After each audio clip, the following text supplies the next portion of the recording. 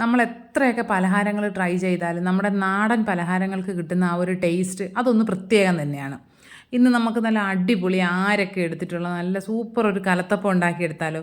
കലത്തപ്പം ഉണ്ടാക്കുമ്പോൾ കുറച്ച് കാര്യങ്ങളൊക്കെ ശ്രദ്ധിച്ചു കഴിഞ്ഞാൽ നല്ല അടിപൊളി ആരെടുത്ത കലത്തപ്പം തയ്യാറാക്കാം. നമ്മളിന്നിപ്പോൾ പച്ചരിയിലാണ് ഉണ്ടാക്കുന്നത്, അരിപ്പൊടിയിലും ഉണ്ടാക്കാറുണ്ട് കേട്ടോ.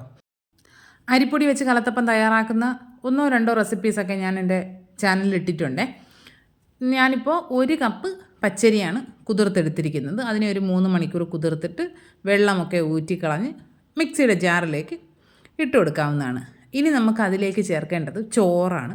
ഞാനിപ്പോൾ നമ്മുടെ സാധാരണ വെള്ളച്ചോറാണ്, കുത്തരിയുടെ ചോറാണെങ്കിലും ചേർക്കാവുന്നതാണ്. 3 ടേബിൾ സ്പൂൺ ചോറ് ചേർക്കുന്നുണ്ട്.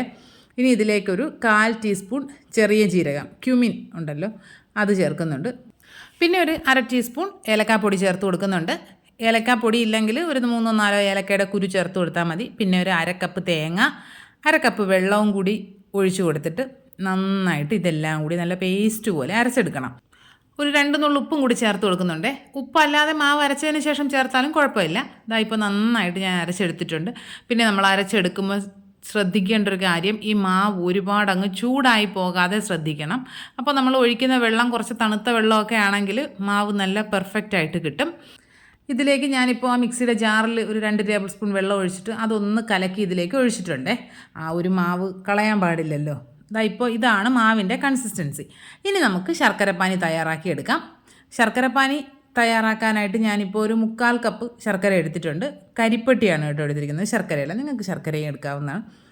1/4 കപ്പ് കരിപ്പെട്ടിയിലേക്ക് ഒരു 2 ടേബിൾ സ്പൂൺ വെള്ളമൊക്കെ ചേർത്തിട്ട് നന്നായിട്ട് ഉരുക്കിയെടുക്കാമേ. ഞാനിവിടെ സ്ഥിരമായിട്ടും കരിപ്പെട്ടിയാണ് യൂസ് ചെയ്യുന്നത്. കാര്യം എന്താണെന്ന് വെച്ചാൽ ശർക്കര ഉപയോഗിക്കുമ്പോൾ നെഞ്ചരിക്കുന്നതായിട്ട് തോന്നാറുണ്ട്.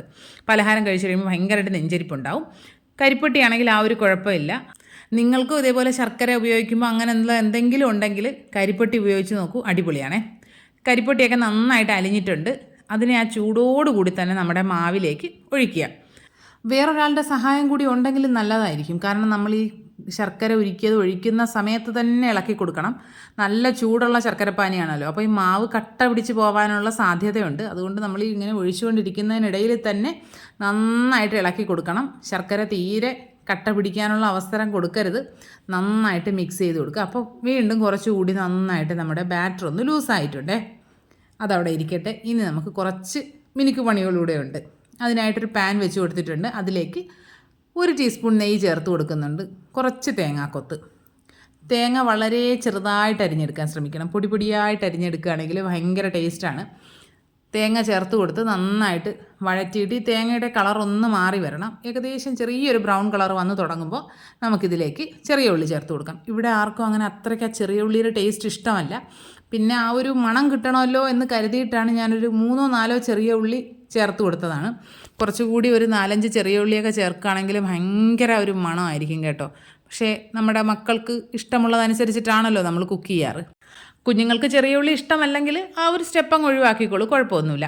അത് മൂത്ത് കഴിഞ്ഞപ്പോൾ നമുക്ക് കുറച്ചതിൽ നിന്ന് കോരി മാറ്റിയിട്ട് ബാക്കി അതിൽ തന്നെ വെച്ചിട്ടുണ്ട്. ഇനി നമുക്ക് ഈ മാവിലേക്ക് ഒരു 1/4 ടീസ്പൂൺ ബേക്കിംഗ് സോഡ ചേർത്ത് കൊടുക്കണം. ബേക്കിംഗ് സോഡ ആദ്യമേ ചേർത്ത് വെക്കുകയേ ചെയ്യരുത്. നമ്മൾ എപ്പോഴാണോ കുക്ക് ചെയ്യാൻ പോകുന്നത് ആ സമയത്ത് വേണം ബേക്കിംഗ് സോഡ ചേർത്ത് കൊടുക്കാനായിട്ട്. നന്നായിട്ട് മിക്സ് ചെയ്തതിന് ശേഷം നമുക്ക് ചൂടായിരിക്കുന്ന പാത്രത്തിലേക്ക് ബാറ്റർ ഒഴിച്ചു കൊടുക്കാവുന്നതാണ്. മാവ് തിക്കാണ് എന്ന് തോന്നുകയാണെങ്കിൽ 1-2 ടേബിൾ സ്പൂൺ വെള്ളം കൂടി ചേർത്ത് കൊടുത്ത് ഒന്ന് ലൂസാക്കി എടുക്കാവുന്നതാണ്. ഇനി നമുക്കിതിലേക്ക് നേരത്തെ കുറച്ച് തേങ്ങയും ചെറിയ ഉള്ളിയൊക്കെ മാറ്റി വെച്ചിട്ടുണ്ടായിരുന്നല്ലോ, അത് മുഴുവനായിട്ട് ഇതിന് മുകളിലേക്ക് ഇട്ട് കൊടുക്കുക, അടച്ച് വെക്കുക. പിന്നെ അതാ ഇങ്ങനെ ഹോളുള്ള ലിഡുകളാണെങ്കിൽ ഞാൻ അതിന് മുകളിലൊരു ഗ്രാമ്പു വെച്ച് കൊടുക്കാറാണ് കേട്ടോ പതിവ്. നമ്മൾ മാവ് ഒഴിക്കുന്ന സമയത്ത് ഫ്ലെയിം നന്നായിട്ട് കൂട്ടി വെച്ച് കൊടുക്കുക. ഫ്ലെയിം കൂട്ടി വെച്ചിട്ട് വേണം മാവ് ഒഴിക്കാൻ. മാവ് ഒഴിച്ചൊരു 2 മിനിറ്റൊക്കെ അങ്ങനെ തന്നെ ഇരുന്നോട്ടെ. അത് കഴിയുമ്പോൾ നമുക്കിതിനെ വേറെ ഒരു പാത്രമോ അടപ്പോ എന്തെങ്കിലും വെച്ചിട്ട് അതിന് മുകളിലായിട്ട് വെച്ച് കൊടുക്കാം. പിന്നെ ഫ്ലെയിം ഏറ്റവും കുറച്ച് വെച്ച് കൊടുത്തിട്ട് ഒരു 30 മിനിറ്റ് വരെയൊക്കെ സമയമെടുക്കും. ഞാനിന്നിപ്പോൾ കുക്ക് ചെയ്തിരിക്കുന്ന പാത്രം കുറച്ച് വലുതായതുകൊണ്ട് കലത്തപ്പോൾ ഒരുപാട് ഹൈറ്റിലൊന്നും അല്ല കിട്ടിയേക്കുന്നത്. കുറച്ചുകൂടി ചെറിയ പാത്രമാണെങ്കിൽ കുറേ കൂടി ഹൈറ്റിൽ നന്നായിട്ടുള്ള സ്ട്രക്ചറിൽ കിട്ടും. പിന്നെങ്കിൽ നിങ്ങൾക്ക് കുക്കറിൽ ഉപയോഗിച്ചാലും മതി, അടിപൊളിയാണ്. എനിക്കിപ്പോൾ ഒരു 20 മിനിറ്റ് ആയപ്പോഴേക്കും കുക്കായി കിട്ടിയിട്ടുണ്ടായിരുന്നു. ഒരു സ്ക്യൂർ വെച്ച് കുത്തി നോക്കണം കേട്ടോ. ഇനി നമുക്ക് ചൂടാറിയതിന് ശേഷം കട്ട് ചെയ്ത് കഴിക്കാം. നന്നായിട്ട് ചൂടാറിയതിന് ശേഷമേ കട്ട് ചെയ്യാൻ പാടുള്ളൂ കേട്ടോ. അപ്പോഴാണ് ആ ആരൊക്കെ നന്നായിട്ട് തെളിഞ്ഞു വരിക. ഇതിപ്പോൾ അത്യാവശ്യം ചൂടുണ്ട്. കട്ട് ചെയ്ത് കുറച്ച് കഴിച്ച് കഴിഞ്ഞപ്പോഴാണ് ഓർക്കുന്നത്, അയ്യോ വീഡിയോ എടുത്തില്ലല്ലോ എന്ന്. അങ്ങനെ പിന്നെ വന്നെടുത്ത വീഡിയോ ആണിത്. എന്തായാലും അടിപൊളി ടേസ്റ്റാണ്. എന്തായാലും ഒന്ന് ട്രൈ ചെയ്ത് നോക്കാം. ഇനി അടിപൊളി 2 പ്രോഡക്റ്റുകളിലൂടെ പരിചയപ്പെടുത്തി തരട്ടെ. ഇത് നമ്മുടെ ഇൻസ്റ്റഗ്രാമിലൊക്കെ ട്രെൻഡിങ് ആയിട്ട് വൈറലായിട്ട് ഓടിക്കൊണ്ടിരിക്കുന്ന കഫ്താനാണ് കേട്ടോ. അയ്യോ അടിപൊളി മെറ്റീരിയലാണ്, സൂപ്പർ സാധനമാണ്. ഇതിന് 1000 എബോവ് ആണ് റേറ്റ് വരുന്നത്. ഇപ്പോൾ ഞാൻ വാങ്ങിയതിനേക്കാൾ റേറ്റ് കാണിക്കുന്നുണ്ട്. ഏതെങ്കിലും സെയിലുള്ള സമയത്തൊക്കെ ആണെങ്കിലും നന്നായിട്ട് ഓഫറിൽ കിട്ടും. ആ ഫ്രണ്ടിലുള്ള വർക്കൊക്കെ ഉണ്ടല്ലോ, അടിപൊളി വർക്കാണ്, നല്ലൊരു സൂപ്പർ ലുക്കൊക്കെയാണ്. താഴ്ഭാഗത്തും അതിന് വർക്കുണ്ട്. ഏകദേശം 6 കളറിൽ മറ്റോ ഉണ്ട്, പക്ഷേ ഇപ്പോൾ എല്ലാം ഔട്ട് ഓഫ് സ്റ്റോക്കാണ്. ഈ പ്രോഡക്റ്റ് ഞാൻ ലിങ്ക് ചെയ്തേക്കാം, വേണമെന്നുള്ളവർ കയറി നോക്കിക്കോളൂ. അടിപൊളി സാധനമാണ്. പിന്നെ നിഴലടിക്കും എന്നുള്ളത് കൊണ്ട് ഇന്നർ എന്തായാലും യൂസ് ചെയ്യേണ്ടി വരും. ഇത് ഞാൻ ഫ്ലിപ്കാർട്ടിൽ നിന്നാണ് കേട്ടോ വാങ്ങിയത്. സൂപ്പർ പ്രോഡക്റ്റാണ്. അടുത്തതൊരു മീഷോയിൽ നിന്ന് വാങ്ങിയ ഒരു സാരിയാണ്. ഇതും സൂപ്പർ സാരിയാണേ. 460 രൂപയോ മറ്റോ ആണ് ഈ സാരിക്ക് റേറ്റ് വരുന്നത്. ഇതിൻ്റെ കൂടെ ഒരു ബ്ലൗസ് മെറ്റീരിയലും കൂടി വരുന്നുണ്ട്. നല്ലൊരു സാരിയാണേ. കോട്ടൺ എന്ന് വെച്ച് കഴിഞ്ഞാൽ അത്രയ്ക്ക് നല്ല സൂപ്പർ സോഫ്റ്റ് ആയിട്ടുള്ള കോട്ടൺ. ഇതാണ് അതിൻ്റെ മുന്താണി വരുന്നത്. നല്ല പ്രോഡക്റ്റാണ്. ഇതും ഞാൻ ലിങ്ക് കൊടുത്തേക്കാം, വേണമെന്നുള്ളവർ ചെക്ക് ചെയ്ത് നോക്കുക. അപ്പോൾ ഇതൊക്കെയാണ് ഇന്നത്തെ വീഡിയോയിലെ വിശേഷങ്ങൾ. വീഡിയോ ഇഷ്ടപ്പെട്ട് കഴിഞ്ഞാൽ ലൈക്ക് ചെയ്യുക, കമൻറ്റ് ചെയ്യുക, ഷെയർ ചെയ്യുക, ചാനൽ സബ്സ്ക്രൈബ് ചെയ്യുക. ഇനി നമുക്ക് മറ്റൊരു അടിപൊളി വീഡിയോ ആയിട്ട് ഉടനെ തന്നെ കാണാം. അതുവരെ എല്ലാ കൂട്ടുകാർക്കും ബൈ.